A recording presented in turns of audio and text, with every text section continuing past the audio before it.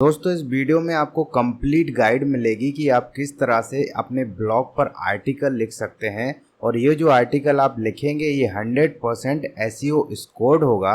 इसमें पूरे 21 पॉइंट आपको बताए जाएंगे जो कि आपके आर्टिकल को रैंक होने से नहीं रोक पाएंगे। इसमें टोटल ऐसे ऐसे पॉइंट बताए जाएंगे जो कि आपको बहुत सारे वीडियोज में देखने को मिलते हैं। हो सकता है इन पॉइंटों के ऊपर कई वीडियो बने हों, लेकिन वो सारे वीडियो का निचोड़ आपको इसमें मिल जाएगा। अभी आपको क्या करना है कि वीडियो को पूरा देखना है, और अगर नए हो तो चैनल को सब्सक्राइब जरूर कर दो और वीडियो को लाइक करके जरूर जाना। सबसे पहले तो आप ये देख लीजिए कि मैंने कुछ रिसेंटली आर्टिकल लिखे हुए हैं, आप यहाँ पे देख सकते हैं। इनका यहाँ पे एसईओ डिटेल आपको दिख रहा होगा। यहाँ पे एसईओ डिटेल में यहाँ आप देख सकते हैं कि रिसेंटली मैंने जो आर्टिकल लिखा है उसका एसईओ स्कोर 100 में से 94 है। यहाँ पे नीचे 100 में से 82 है, 100 में से 99 है। तो इस तरह के आर्टिकल आपको देखने को मिल रहे हैं जिनका एसईओ स्कोर 99 है। और इस तरह से अगर आप आर्टिकल लिखेंगे तो आपका कुछ दिनों में आर्टिकल रैंक होना शुरू हो जाएगा। उसके अंदर जो कीवर्ड हैं वो रैंक होना शुरू हो जाएंगे। तो इस तरह के आर्टिकल आपको कैसे लिखना है, किन किन बातों का ध्यान देना है, वो सारी बातें हम इसमें डिस्कस करेंगे और लाइव बात करेंगे। ठीक है, हम यहाँ पे यही एक आर्टिकल उठा लेते हैं जिसका स्कोर 99 है और आपको बिल्कुल लाइव बताते हैं कि किस तरह से आपको इस तरह का आर्टिकल लिखना है। चलिए, हमने इसको एडिट मोड में डाल लिया। यहाँ पे जो हमारा ये पैनल खुला हुआ है ये एडमिन पैनल खुला हुआ है। अगर आप वर्डप्रेस यूज करते हैं तभी इसको आप एक्सेस कर पाएंगे। उसके साथ साथ अगर आप रैंक मैथ यूज करते हैं तो ये आपको ज़्यादा जल्दी समझ में आ जाएगा, और नहीं भी करते हैं तो पॉइंट सभी सेम रहते हैं चाहे कोई भी एसईओ टूल हो। यहाँ पे देख सकते हैं 99 स्कोर आ रहा है रैंक मैथ के द्वारा। ठीक है, रैंक मैथ एक बहुत ही फेमस एसईओ टूल है, प्लगइन है सॉरी। तो यहाँ पे इसी के द्वारा मैं सारा एसईओ करता हूँ और इसी के एल्गोरिथम से आज आपको बताएंगे कि किस तरह से आपको एक अच्छा आर्टिकल लिखना है। चलिए, यहाँ पे मैंने इस पर क्लिक कर दिया और सबसे पहले तो आपको क्या करना है, यहाँ पे नीचे दिख रहा है कि आपको फोकस कीवर्ड डाल देना है। फोकस कीवर्ड क्या होता है, जो आप रिसर्च करते हैं जिस पर पूरा आर्टिकल बेस्ड होता है, इसी पर पूरा आर्टिकल होता है। जिस तरह से यहाँ पे मैंने वास्तुशास्त्र के ऊपर एक आर्टिकल लिखा है और यहाँ पर वास्तुशास्त्र ही मेरा मेन कीवर्ड है। मेन कीवर्ड मतलब फोकस कीवर्ड। ठीक है, तो आपको फोकस कीवर्ड यहाँ पे डाल देना है। मैंने फोकस कीवर्ड यहाँ पे डाल दिया, देख सकते हैं आप। और यहाँ पे सबसे पहले यहाँ पे आपको बेसिक स्कोर बेसिक एसईओ आ जाएगा। और बेसिक एसईओ में आपको क्या क्या करना है वो समझ लीजिए। बेसिक एसईओ में आपको क्या करना है, सबसे पहले तो आपको अपने फोकस कीवर्ड को एसईओ टाइटल में डालना है। फोकस कीवर्ड यानी कि जिस पर आप आर्टिकल लिख रहे हैं वो आपके टाइटल में होना चाहिए। ठीक है, तो यहाँ पर आप देख सकते हैं कि जो मेरा फोकस कीवर्ड है ये वास्तुशास्त्र है, तो यहाँ पर टाइटल में आपको दिख रहा होगा। ठीक है, और बिगनिंग में यानी कि शुरुआत में हो, शुरुआत के लाइन में हो, जैसे कि ये शुरुआत का ये पूरा लाइन हो गया तो इसमें है, तो बहुत अच्छी बात है। ठीक है, अब यहाँ पे दूसरा चीज़ क्या है, यहाँ पे देख लीजिए, focus keyword used inside SEO Meta description. अब मेटा डिस्क्रिप्शन क्या होता है, जो आपके आर्टिकल का डिस्क्रिप्शन होता है। रैंक मैथ में आपको यहाँ पे मिलेगा, यहाँ पे देख सकते हैं एडिट स्पिनिट मैंने कर दिया तो यहाँ पे डिस्क्रिप्शन मिल जाएगा। तो यहाँ पर आपका एसईओ कीवर्ड होना चाहिए, यानी कि जो फोकस कीवर्ड है वो होना चाहिए। तो यहाँ पे देख सकते हैं कि मैंने फोकस कीवर्ड यहाँ पे डाल दिया है। यहाँ पे वास्तुशास्त्र आप देख सकते हैं कि डला हुआ है। अब इसके अलावा यहाँ पे देख सकते हैं, मैं इसको क्रॉस कर देता हूँ। इसके अलावा focus keyword used in URL भी आपको यहीं पे मिल जाएगा। यहाँ पे लिखा हुआ है परमालिंक मतलब यूआरएल यहीं से बनता है आपका। तो यहाँ पे ये डाल दिया है मैंने। तो यहाँ पर ये वाला पॉइंट भी क्लियर हो गया, सारे चेक मार्क होते जा रहे हैं ग्रीन कलर में। और इसके अलावा चौथा जो पॉइंट है वो है focus keyword appear in first 10% of the content. यानी कि इनका मतलब ये है कि आपका जो भी कंटेंट है उसके पहले 10% में आपका फोकस कीवर्ड देखने को मिलना चाहिए। तो यहाँ पे 10% मैंने स्टार्टिंग में ही डाल दिया। उसके अलावा भी कई जगह पर है, यहाँ पे देख सकते हैं, यहाँ पे कई जगह पर है जो कि 10% में ही है। ठीक है, वैसे तो पूरे आर्टिकल में होना चाहिए लेकिन स्टार्टिंग के 10% में ज़रूरी है एसईओ की नज़र से काफ़ी अच्छा होता है। तो यहाँ पे आप देख सकते हैं कि ये वाला जो है वो कंप्लीट हो गया। अभी यहाँ पर नेक्स्ट वाला है keyword found in the content. वही है कि 10% के अलावा आपको ये आपका कीवर्ड मिलना चाहिए। Keyword in the sense focus keyword, ठीक है, फोकस कीवर्ड जो कि हमने यहाँ पे डाला हुआ है। अब यहाँ पे नेक्स्ट है कि कंटेंट इज 2616 वर्ड, यानी कि सबसे बड़ी बात यह है कि रैंक में सजेस्ट करता है कि आप 2500 वर्ड से ज़्यादा आर्टिकल लिखें, क्योंकि कंपटीशन बहुत ज़्यादा है। अगर आप ब्लॉग लिख रहे हैं, किसी चीज़ के बारे में लिख रहे हैं, किसी चीज़ के बारे में, यानी कि किसी के ऊपर आर्टिकल लिख रहे हैं, ठीक है, जैसे कि यहाँ पे मैंने वास्तुशास्त्र के ऊपर लिखा है, ऐसे कई टॉपिक हो सकते हैं जिस पर भी आप लिखना चाहें, तो उस पर ज़्यादा से ज़्यादा लिखने की कोशिश करें। और रैंक में सजेस्ट करता है कि 2500 वर्ड मिनिमम लिखें। इससे कम भी होगा तब भी चलेगा, लेकिन अगर आपके पास वर्ड हैं, आप लिख सकते हैं, तो 2500 वर्ड के ज़्यादा लिखें, है ना, 2500 वर्ड प्लस आपको आर्टिकल लिखना चाहिए। तो यहाँ पे 2616 वर्ड का है, जो कि यहाँ पे गुड जॉब दिखा रहा है। तो यहाँ पे अब एडिशनल में आ जाते हैं। ये बेसिक एसईओ आपका कंप्लीट हो गया और एडिशनल में आ जाते हैं। एडिशनल में भी कुछ पॉइंट हैं, देख सकते हैं आप, इतने सारे पॉइंट हैं। यहाँ पर पहला पॉइंट है focus keyword found in the sub heading. सब हेडिंग मतलब कि जो H1 को छोड़कर बाकी जो हेडिंग होती हैं, H2, H3, H4, H5, H6 जो भी हैं, उसमें आपका फोकस कीवर्ड मिलना चाहिए। तो यहाँ पे आप देख सकते हैं कि ये एक H3 हेडिंग है, यहाँ पर फोकस कीवर्ड मिल रहा है। यहाँ पे नेक्स्ट आप देख सकते हैं ये H3 हेडिंग है, इसमें भी मिल रहा है। और आगे देख सकते हैं बहुत सारी जगह पर हेडिंग्स में भी मैंने ये कीवर्ड लगा के रखा है। तो यहाँ पे आपको भी ऐसा ही करना है। नेक्स्ट है focus keyword found in image ALT text, ठीक है।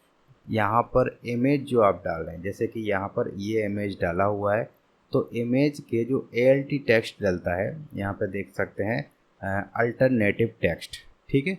तो इस टेक्स्ट में आपका कीवर्ड फोकस कीवर्ड होना चाहिए। तो यहाँ पर ये पॉइंट भी है। ये बहुत सारे लोग इग्नोर कर देते हैं, लेकिन छोटी छोटी बातें अगर आप इग्नोर नहीं करेंगे, उन पर ध्यान देंगे, तो इससे बहुत ज़्यादा हेल्प होती है आपके एसईओ स्कोर को बढ़ने में, ठीक है। तो यहाँ पर हम नेक्स्ट चीज़ पे चलते हैं, वापस वहीं पे चले जाते हैं और यहाँ पर हम एडिशनल में चले जाते हैं, ठीक है। तो ये पॉइंट कंप्लीट हो गया कि हमारा अल्टरनेटिव टेक्स्ट में फोकस कीवर्ड होना चाहिए।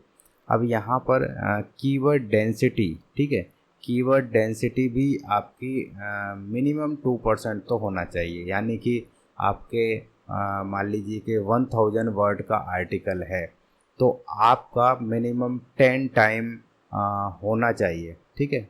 10 टाइम आपका कीवर्ड उस आर्टिकल में होना चाहिए। तो ये डिपेंड करती है कि आपका आर्टिकल किस तरह का है और किस तरह का टॉपिक है। बहुत सारे फैक्टर हैं इसके लिए। तो आप ये समझ लीजिए कि 1000 वर्ड है तो आपका मिनिमम 10 टाइम होना चाहिए, 2000 वर्ड है तो 20 टाइम होना चाहिए, ठीक है। यहाँ पर आप देख सकते हैं 59 टाइम हमने यहाँ पे लिखा है, जो कि 2.26% है। ये 1% से कम नहीं होना चाहिए, ठीक है। अब यहाँ पर नेक्स्ट है कि URL इज 41 कैरेक्टर लॉन्ग, ठीक है। तो ये भी URL ना तो आपका छोटा होना चाहिए, ना ज़्यादा बड़ा होना चाहिए। अब यहाँ पे एक चीज़ और है कि नेक्स्ट देखिए, great you are linking external resource.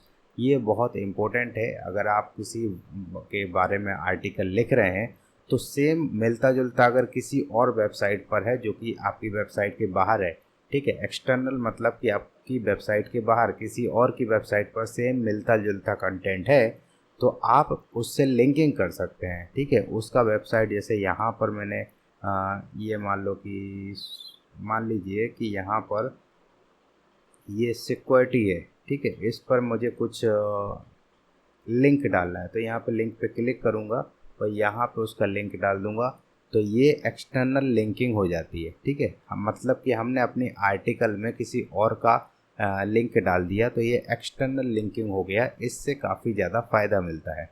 Next क्या हो गया, नेक्स्ट है कि at least 1 external link do follow found in content. अगर मान लो, देखिए सिंपल इसका मैं फॉर्मूला बता देता हूँ कि अगर आपको एक्सटर्नल लिंकिंग करना है तो आप विकीपीडिया से कर सकते हैं। विकीपीडिया के पास सारी जानकारी है, तो वहाँ से आप कोई भी जानकारी उठाइए और यहाँ पर लिंकिंग कर दीजिए, ठीक है। उससे बहुत ज़्यादा बेनिफिट होते हैं, वो किसी नेक्स्ट वीडियो में डिटेल में बताऊंगा कि विकीपीडिया से लिंकिंग करने से आपको क्या फ़ायदे होते हैं, ठीक है। अगर आपको जानना है तो आप कमेंट कर सकते हैं। नेक्स्ट है यहाँ पर you are linking to another resource on your website which is great, ठीक है। इसका मतलब ये है कि आपको इंटरनल लिंकिंग करना है। मान लीजिए कि यहाँ पर मुझे कोई ऐसा वर्ड मिल गया जिसके ऊपर मैंने ऑलरेडी आर्टिकल अपने ही वेबसाइट पर लिख के रखा है। जैसे कि मान लीजिए एनर्जी हो गया, ठीक है। एनर्जी के ऊपर मैंने ऑलरेडी अपने वेबसाइट पर लिख के रखा है, तो मैं वो वाला आर्टिकल यहाँ पे लिंक कर दूंगा। तो ये हो गया इंटरनल लिंकिंग, ठीक है। अगर आपको कोई भी परेशानी हो, कोई चीज़ समझ में ना आ रही हो, तो आप मुझे कमेंट कर सकते हैं, मैं उसका रिप्लाई ज़रूर दूंगा और आपको सारी जानकारी देने की कोशिश करूंगा, ठीक है। अब यहाँ पे देख सकते हैं कि इंटरनल लिंकिंग हो गया। नेक्स्ट है कि you have not use the focus keyword before, यानी कि बाद में आपने फोकस कीवर्ड यूज नहीं किया, ठीक है। तो ये एक सिंपल सी बात हो गई, ये तो सब लोग समझते हैं।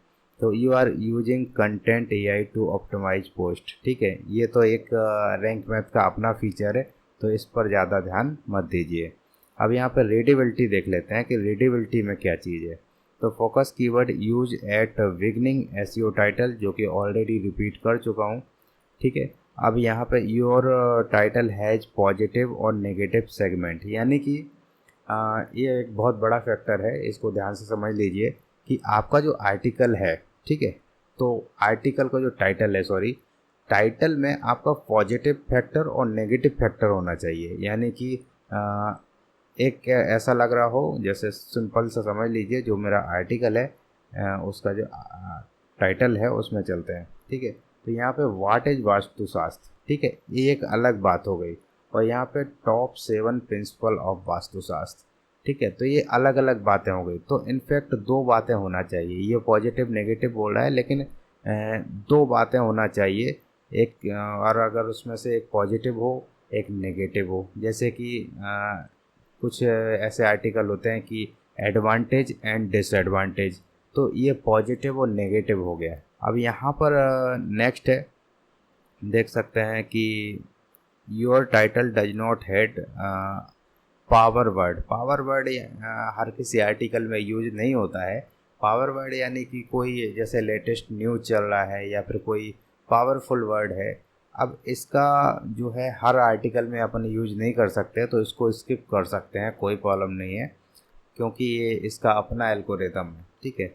गूगल का एल्गोरिथम तो नहीं है, लेकिन काफ़ी हद तक ये चीज़ें बेनिफिट आपको पहुंचाती हैं। अब यहाँ पे देख सकते हैं you are using a number in your SEO title. Number का मतलब ये है कि ये बोल रहा है कि आप नंबर यूज कर रहे हैं, यानी कि ये टॉप 7 है, तो टॉप 7 जो है वो एक नंबर है और यहाँ पे नंबर यूज कर रहे हैं, तो रीडेबिलिटी के हिसाब से लोगों को ज़्यादा अच्छे से समझ में आता है, ठीक है, पढ़ने में अच्छा लगता है, इसका मतलब ये है। अब यहाँ पे कंटेंट रीडेबिलिटी हम देख लेते हैं कि you are seem to be using table of content, ठीक है। टेबल ऑफ कंटेंट का मतलब ये है कि ऊपर देखिए यहाँ पे एक टेबल ऑफ कंटेंट दिख रहा होगा, यहाँ पे ये वाला। इससे फ़ायदा ये होता है कि जो भी यूजर आता है, मान लीजिए कि उसको वास्तुशास्त्र पता है क्या होता है, वो चीज़ नहीं पढ़ना चाहता, तो वो स्किप करके उस चीज़ पे चला जाएगा जो उसको नहीं पता, ठीक है। तो ये एक अच्छी बात होती है, यूजर के पास ऑप्शन होते हैं कि उसको जो चाहिए वो उसको तुरंत मिल जाएगा, उसका टाइम वेस्ट नहीं होगा। तो ये रीडेबिलिटी के हिसाब से काफ़ी ज़्यादा अच्छा होता है। यहाँ पे एक चीज़ और है कि you are using short paragraph. यहाँ पे पैराग्राफ जो है बहुत छोटे छोटे बनाए हैं, वो इसीलिए बनाए हैं कि यहाँ पर यूजर को कोई ज़्यादा आलस ना आए। जैसे बड़े बड़े पैराग्राफ होते हैं तो पढ़ने में आलस आने लगता है कि यार क्या करें, ठीक है। इतना बड़ा बड़ा पैराग्राफ कौन पढ़े, छोटा छोटा हो तो जल्दी से बातें समझ में आती हैं और पढ़ने में भी अच्छा लगता है।